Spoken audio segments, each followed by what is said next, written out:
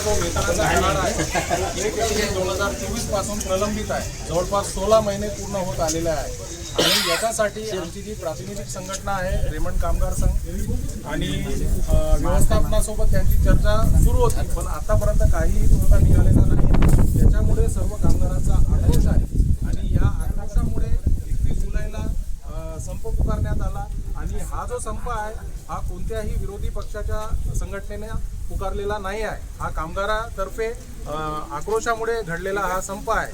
तरी पण आम्ही सांगू इच्छितो तुम्हाला की आम्ही सर्वजण प्रोडक्शन सुरू करायला तयार आहोत, पण आमचे जे प्रमुख मागण्या आहेत ते मागण्या व्यवस्थापनाने मान्य करावेत.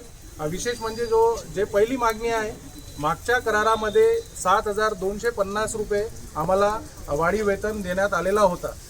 या करारामध्ये 7,250 रुपयापेक्षा आम्हाला जास्त वाढीव पगार पाहिजे आणि या संपादरम्यान ज्या 6 कामगारांवर निलंबनाची कारवाई करण्यात आलेली आहे त्या 6 कामगारांना परत कामावर घेण्यात यावे ही आमची दुसरी प्रमुख मागणी.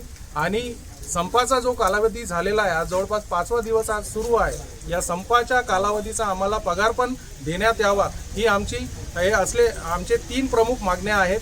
आणि एक महत्त्वाची गोष्ट मी सांगू इच्छितो की यवतमाळ जिल्हा हा जो आहे जिल्हा जो आहे इथं कोणतेही मोठे उद्योग नाही आहे.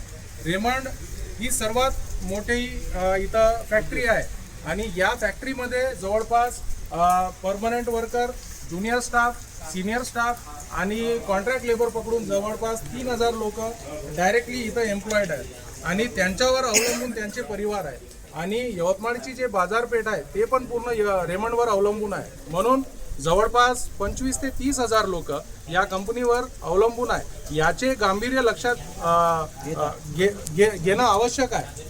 तर म्हणून आम्ही व्यवस्थापनाला अपील करतो की हे सर्व मुद्दे लक्षात घेऊन त्यांनी लवकरात लवकर त्यांनी तोडगा काढावा.